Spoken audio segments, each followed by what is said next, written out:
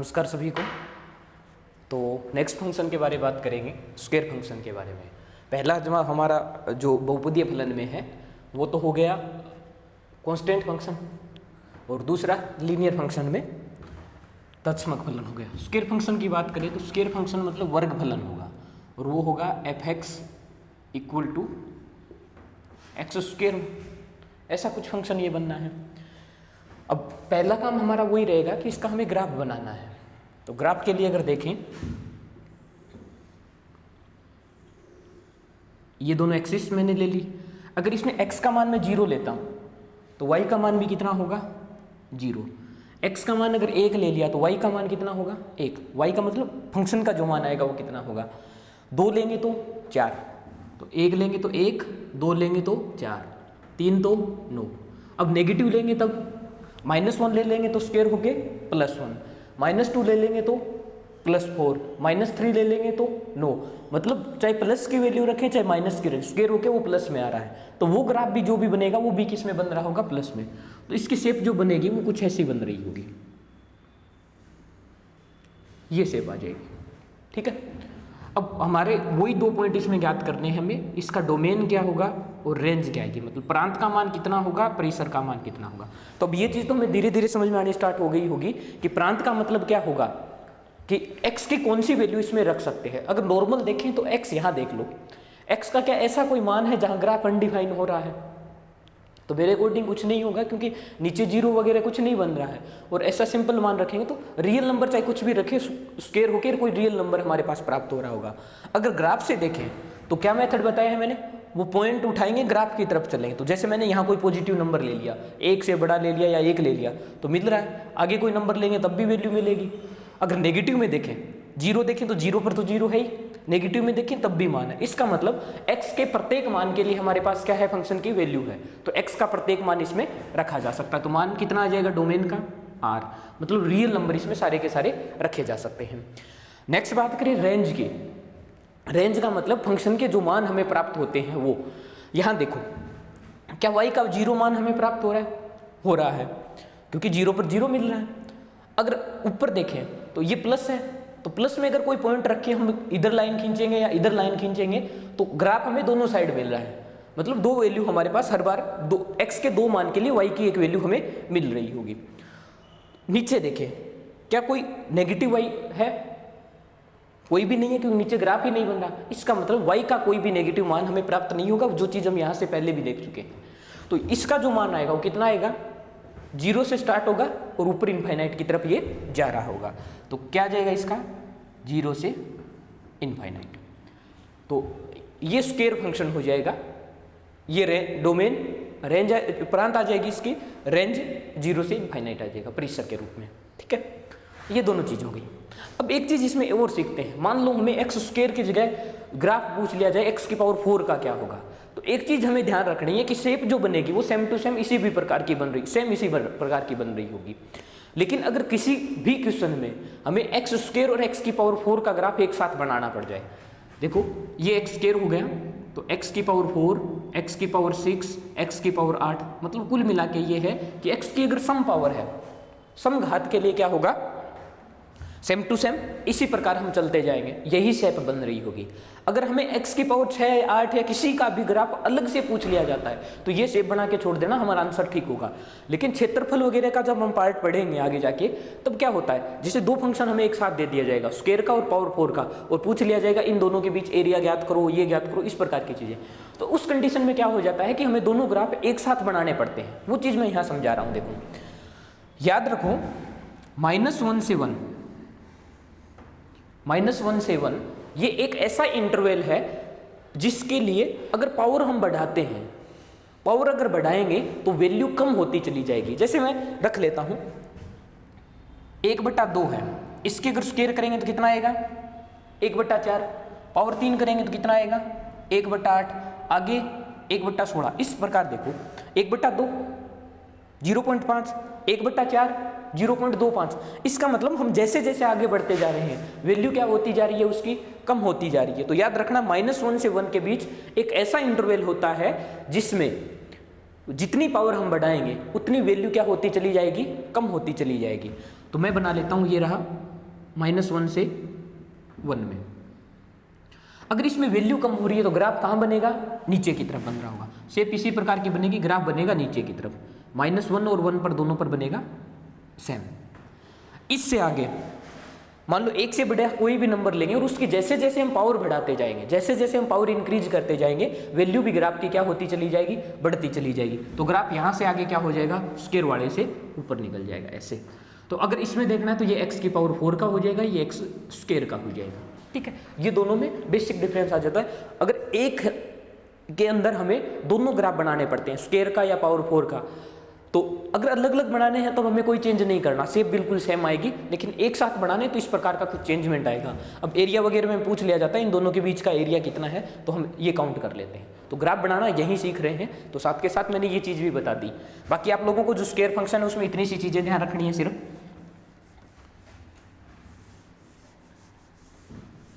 जो ग्राफ बनेगा वो कुछ ऐसा बन रहा होगा, ये शेप बनेगी, और ये जितने भी ग्राफ हैं उनकी शेप ध्यान रखनी है हमें, किस प्रकार का ग्राफ बन रहा होता है। फंक्शन ये रहा, डोमेन ये रही, रेंज ये रही, ग्राफ हो रहा। ठीक है, चलिए नेक्स्ट की तरफ बढ़े, नेक्स्ट ग्राफ की तरफ।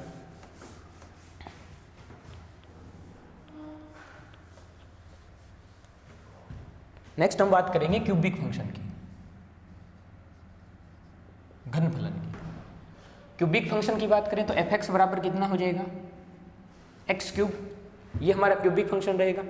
इसका हमें बनाना है ग्राफ, और वही दोनों चीज़ें, डोमेन क्या होगी, रेंज क्या होगी, वो सारी चीज़ें हमें देखनी है। देखो चलो, देखो x का मान अगर मैं यहाँ 0 रखता हूँ तो y का मान यानी फंक्शन का मान जो होगा वो भी कितना प्राप्त होगा हमें, 0। 1 रखेंगे तो 1, 2 रखेंगे तो 8, इस प्रकार इसके मान बढ़ते जाएंगे। तो 0 रख रहे हैं तो 0, 1 रखेंगे तो 1, 2 रख लेंगे तो 8, फिर इस प्रकार।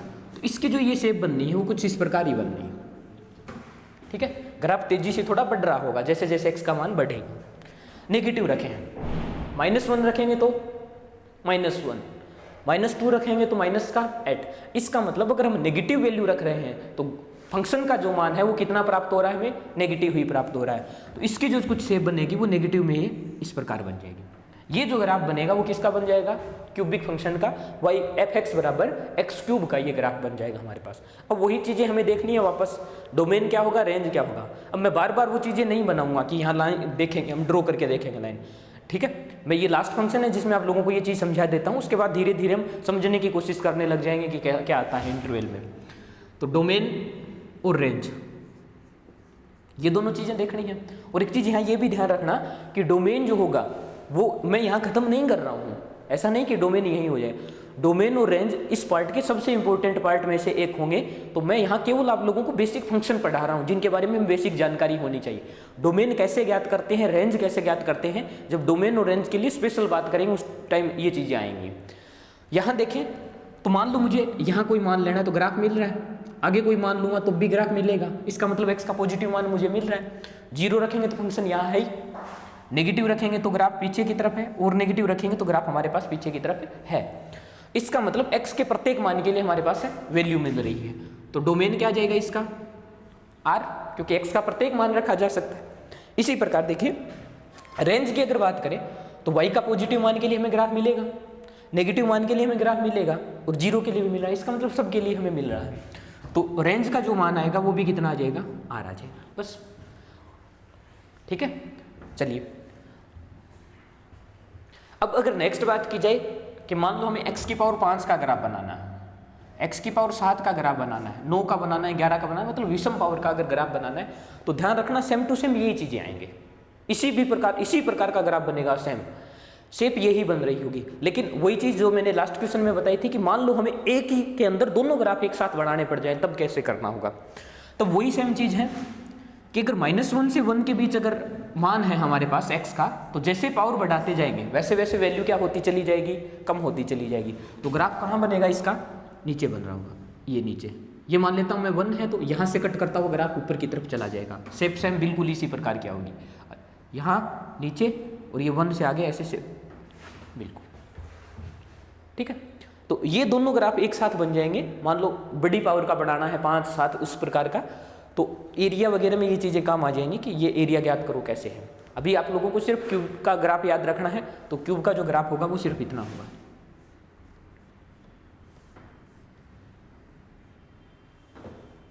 इरा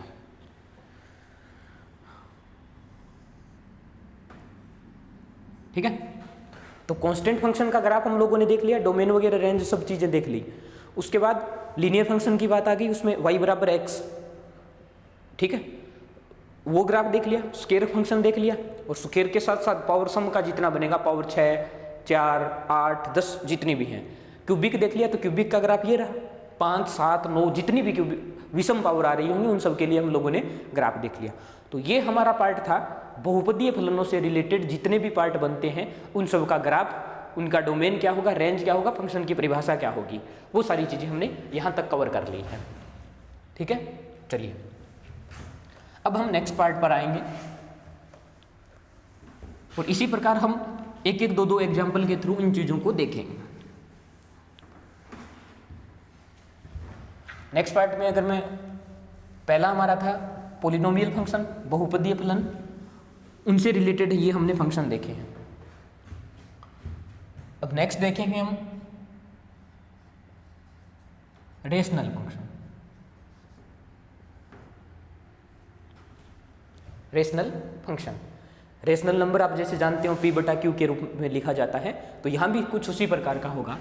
यहाँ हम ग्राफ देख लेंगे, 1/x का क्या होगा, 1/x² का क्या होगा, 1/, ये दो ही देख लेंगे। चलो 1/x³ वगैरह वो सहमाती चली जाएंगे। फिर देखिए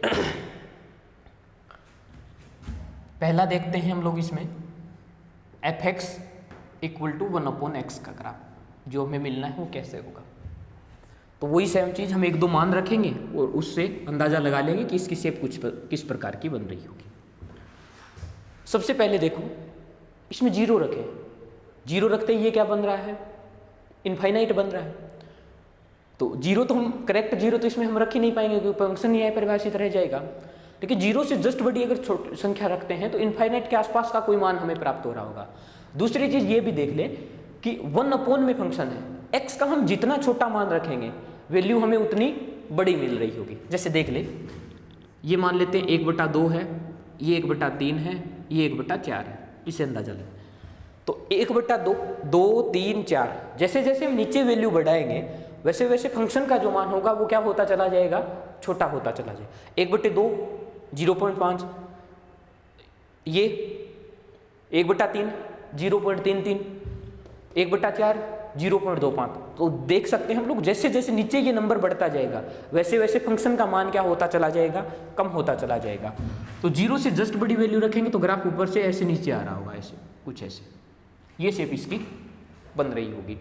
नेगेटिव में देखें तो यहाँ नेगेटिव मान तो रख सकते हैं ना, 0 तो नहीं रख पाएंगे, नेगेटिव में कोई दिक्कत नहीं होगी। और नेगेटिव रखेंगे तो मान भी हमारे पास किस प्रकार का प्राप्त होगा, नेगेटिव प्राप्त होगा। तो कुछ इस प्रकार का ग्राफ 1/x का बन जाएगा। देखो यहाँ ग्राफ ना तो यहाँ इस एक्सिस को टच करेगा ना इस एक्सिस को टच कर रहा होगा, कोई भी एक्सिस को टच नहीं करेगा। तो ग्राफ जो बनेगा 1/x का वो ग्राफ कुछ इस प्रकार का हमारे पास बन जाएगा। देखें यहाँ अगर डोमेन की बात कर ले तो डोमेन क्या होगा, यहाँ यहीं देख ले, हमने 0 के अलावा किसी पर चर्चा नहीं की तो यहाँ हम 0 तो नहीं रख पाएंगे, ये चीज़ तो क्लियर हो गई।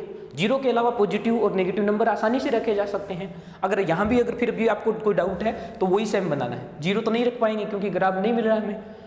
0 के अलावा आगे जाएंगे तो ग्राफ मिलेगा, जाएंगे तो ग्राफ मिलेगा, पीछे आएंगे तब भी हमें ग्राफ मिल रहा होगा। तो ये चीज़ हमें इसमें ध्यान रखनी है। तो इसका मतलब इसमें हम x का 0 नहीं रख सकते, बाकी सारे मान रख सकते हैं। तो इसको लिख लेंगे R0। इसका मतलब होता है, इस R0 का मतलब होता है इसमें 0 नहीं है, 0 के अलावा सब कुछ है। ये नहीं समझ में आ रहा तो आप ऐसे लिख लो, R में से 0 घटा दो बस, ठीक है। इन दोनों का मीनिंग सेम है। R0 का मतलब होता है, R+ का मतलब पॉजिटिव रियल नंबर, R- का नेगेटिव, और R0 का मतलब होता है 0 नहीं है, 0 के अलावा पॉजिटिव नेगेटिव सब है। रेंज की बात करें तो रेंज के लिए देखें तो क्या होगा, वापस वही चीज y का देख लें। क्या 0 है यहाँ y का मान, तो क्या 0 पर कोई ग्राफ मिल रहा है हमें, नहीं, कहीं भी टच नहीं करेगा ग्राफ को।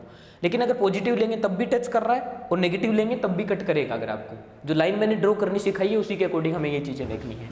तो क्या हो जाएगा, इसमें भी 0 नहीं आएगा तो R नोट ही आ जाएगा। दोनों का डोमेन और रेंज सेम आ जाएगा। ठीक है, ये जो बेसिक फंक्शन के बारे में हम चर्चा कर रहे हैं उन सब में आप लोगों को यही चीज़ ध्यान रखनी है कि क्या करना है, फंक्शन जो है उससे रिलेटेड, जो डेफिनेशन से रिलेटेड चीज़ है वो ग्राफ इसका कैसे बनेगा, वो डोमेन क्या आएगी और रेंज क्या आएगी, ये चीज़ें आप लोगों को याद होनी चाहिए। ठीक है, मतलब बता दी वो, बाद में हम नहीं विचार करें कि जैसे ही ग्राफ आता है हम वहाँ सोचें वापस ग्राफ कैसे बनाना है, क्या करना है।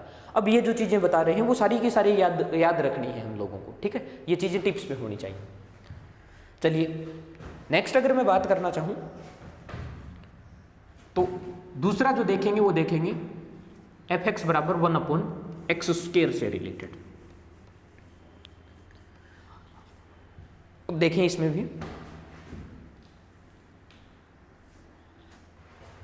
सेम चीज है। यहाँ 0 तो हम नीचे नहीं रख पाएंगे, x का मान 0 से बड़ा नंबर रखेंगे तो वही सेम चीज होती चली जाएगी। जैसे जैसे हम नंबर बढ़ाते जाएंगे ग्राफ नीचे की तरफ आता चला जाएगा। तो एक शेप जो होगी पॉजिटिव वाली वो तो यही रहेगी। लेकिन अगर x का मान नेगेटिव में रखता हूं तो क्या होगा, -1 रखा तो y का मान कितना आ जाएगा, 1/² हो जाएगा, -1 का तो +1 आ जाएगा, तो 1 आ जाएगा। 2 रखेंगे तो -2 का स्क्वायर प्लस में आ जाएगा। इसका मतलब अगर हम नेगेटिव वैल्यू रख रहे हैं तो आंसर जो आ रहा है हमारा वो कौन से में आ रहा है, पॉजिटिव में आ रहा है। तो ये जो नीचे शेप बन रही थी नेगेटिव रखने पे y भी नेगेटिव आ रहा था, तो यहाँ क्या हो जाएगा, x का मान नेगेटिव रखने पर y भी हमारे पास क्या प्राप्त हो रहा होगा, पॉजिटिव। तो ये ऐसा कुछ बन जाएगा। ठीक है, तो ये दोनों शेप सेम बन रही होगी, आगे और पीछे मिरर इमेज बोल सकते हैं इन चीजों को। डोमेन देखें तो डोमेन क्या आएगा, यहाँ हमारे पास क्या हो जाएगा, x का हम सिर्फ 0 नहीं रख सकते, बाकी पॉजिटिव भी रख रहे हैं और नेगेटिव भी रख रहे हैं। तो डोमेन तो क्या प्राप्त होगा हमारे पास, R0। लेकिन रेंज की बात करें तो रेंज क्या है, 0 नहीं प्राप्त हो रहा और 0 से नीचे नेगेटिव नंबर है वो भी नहीं प्राप्त हो रहे। तो इसकी जो रेंज आएगी वो कहाँ से कहाँ तक हो जाएगी, 0 से इनफाइनाइट। 0 पे ओपन दर्शाया, ये ध्यान रखना है। ठीक है, तो ये आ जाएगा हमारे पास 1/x² का जो ग्राफ आएगा वो चीज़ें आ जाएगी। ठीक है, उम्मीद है, मैं तो ये सोच के चल रहा हूँ कि ये ग्राफ आप लोगों को पहले से आ रहे होंगे, जो भी जेई या सेंट्रल एग्जाम के लिए जो तैयारी कर रहे हों वो बेसिक पढ़ चुके होते हैं पहले से। मैं सिर्फ इनको रिवाइज करवाने की कोशिश कर रहा हूँ ताकि आप लोगों को मैटर एक साथ ये चीज़ें रहें। ठीक है, बाकी मैं यही उम्मीद करके चल रहा हूँ कि ये जो चीज़ें मैं आप लोगों को बता रहा हूँ ये चीज़ें आप लोगों को पहले से आ रही होंगी, ताकि, या इसलिए हम कर रहे हैं ताकि कोई अगर नया कैंडिडेट इसमें ऐड होता है तो वो इन चीज़ों को एक बार देखता हुआ चले, सारी चीज़ों को। ठीक है, और आप लोग भी जो पहले से इन चीज़ों को जानते हैं उन चीज़ों को, जो नई नई चीज़ें हैं उनमें से वो अपने साथ इन चीज़ों को ऐड करते हुए चले। ठीक है, चलिए, तो रेशनल में ये दो ही देखेंगे हम लोग, 1/x और 1/x²। और क्योंकि इन्हीं चीज़ों की आवश्यकता पड़ती है, जो चीज़ हमारे काम में ही नहीं आनी आगे, उन चीज़ों पर हम टाइम वेस्ट नहीं करेंगे। चलिए अब तीसरे पार्ट की तरफ बढ़ेंगे, इर्रेशनल के लिए।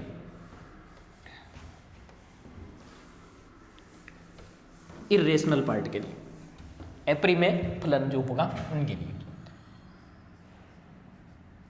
ये आ जाएगा इर्रेशनल फंक्शन, अपरिमेय फलन जो भी होंगे। और इसमें से हम देख लेंगे x की पावर 1/2, x की पावर 1/3, बस ये दो ही देखेंगे। इनसे हमारा मतलब √x क्यूब रूट का। ठीक है, तो फंक्शन हमारे पास पहला जो देखेंगे वो देखेंगे f(x) = x की पावर 1/2, या इसी को हम ऐसे लिख लेते हैं रूट में। तो यहाँ 1/2 डिनोट भी कर दें, 1/n होता है, तो वो आप लोग समझते हैं कैसे इन चीज़ों को दर्शाया जाता है। देखो अब एक चीज़ आप लोग समझते हो कि रूट के अंदर कोई भी नेगेटिव नंबर नहीं रखा जाता। जैसे -1, x का मान हम माइनस में नहीं रखेंगे यहाँ, क्योंकि -1 का रूट आयोटा वगैरह वो इमेजिनरी पार्ट चला जाता है। उन चीज़ों के बारे में हम चर्चा करेंगे कॉम्प्लेक्स नंबर में, लेकिन यहाँ रियल जो पार्ट होगा उन्हीं चीज़ों के बारे में चर्चा कर रहे हैं। तो -1 मतलब रूट के अंदर अगर कोई भी नेगेटिव नंबर रखेगा तो वो पार्ट इमेजिनरी बन जाएगा, और हम अभी रियल के बारे में बात कर रहे हैं। तो यहाँ कोई भी नंबर होगा वो नेगेटिव नहीं आएगा। इसका मतलब इससे पीछे जो होगा वो पार्ट अपने आप हट जाएगा। अब अगर पॉजिटिव की बात करें तो क्या जीरो रख सकते हैं हम लोग इसमें?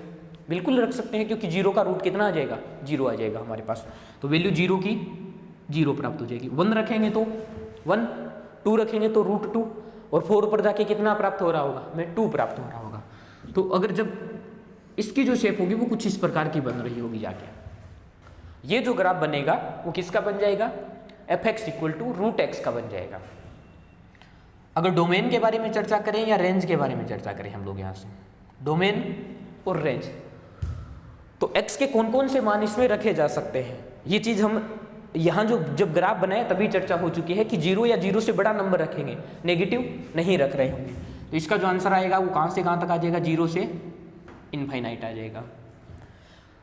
रेंज की बात करें तो नेगेटिव एक्सिस के साथ कोई ग्राफ नहीं है, इसका मतलब नेगेटिव मान हमारे पास प्राप्त नहीं होगा। y के लिए देखिए तो 0 पर मान है, ऊपर पॉजिटिव नंबर के लिए ग्राफ प्राप्त हो रहा है हमारे साथ के साथ। इसका मतलब जो रेंज जो प्राप्त हो रही होगी वो भी कहाँ से स्टार्ट हो रही होगी? 0 से इनफाइनाइट की तरफ बढ़ रही होगी। तो बस ये डोमेन आ गया और ये रेंज हमारे पास आ गई है इन चीज़ों के बारे में।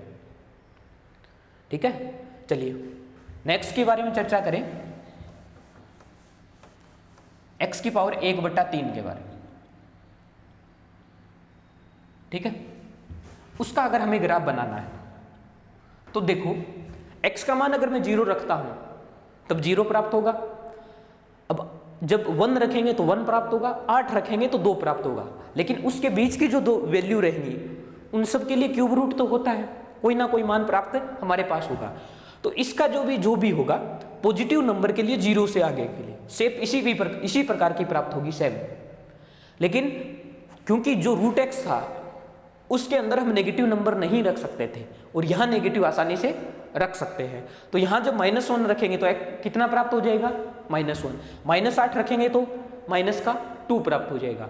इसका मतलब बाकी हमारे पास यहाँ मान प्राप्त हो रहे होंगे धीरे धीरे। तो इसका जो ग्राफ होगा तो नेगेटिव जब रखेंगे तो ग्राफ भी मिलेगा हमें, और नेगेटिव जो मिलेगा वो इसी प्रकार का ग्राफ मिल जाएगा जैसा उस साइड में ऊपर बन रहा है। ठीक है, तो अब डोमेन और रेंज की बात करें तो डोमेन इसमें क्या होगा, रेंज इसमें क्या होगी। तो डोमेन के बारे में चर्चा करें तो x का हम पॉजिटिव, नेगेटिव, 0 सारे के सारे वैल्यू रख सकते हैं। इसका मतलब डोमेन का जो मान होगा वो कितना होगा? r। रेंज के बारे में अगर चर्चा करें तो y के हमारे पास पॉजिटिव मान भी मिल रहे हैं, 0 भी मिल रहा है और नेगेटिव भी मिल रहा है। इसका मतलब हमारे पास जो रेंज प्राप्त होगी वो भी कितनी रहेगी? r रहेगी। ठीक है, तो ये है हमारे पास। तो आज की क्लास में मैं यहीं तक रखता हूँ। हम लोगों ने चर्चा कर ली है एल्जेब्रिक फंक्शन के बारे में, हमने चर्चा करनी स्टार्ट की है। उसमें से पॉलिनोमियल फंक्शन पर बेस्ड जितने फंक्शन बनते थे उन सब के बारे में चर्चा हो चुकी है। इसके अलावा रेशनल और इरेशनल है उन सब के बारे में चर्चा हो चुकी है। ठीक है, चलिए थैंक यू आज की क्लास के लिए। नेक्स्ट जो भी रहेगी उसमें हम नया पार्ट स्टार्ट कर देंगे, पीसवाइज फंक्शन के बारे में, मॉडुलस फंक्शन है, उन चीज़ों के बारे में चर्चा कर रहे होंगे। चलिए थैंक यू।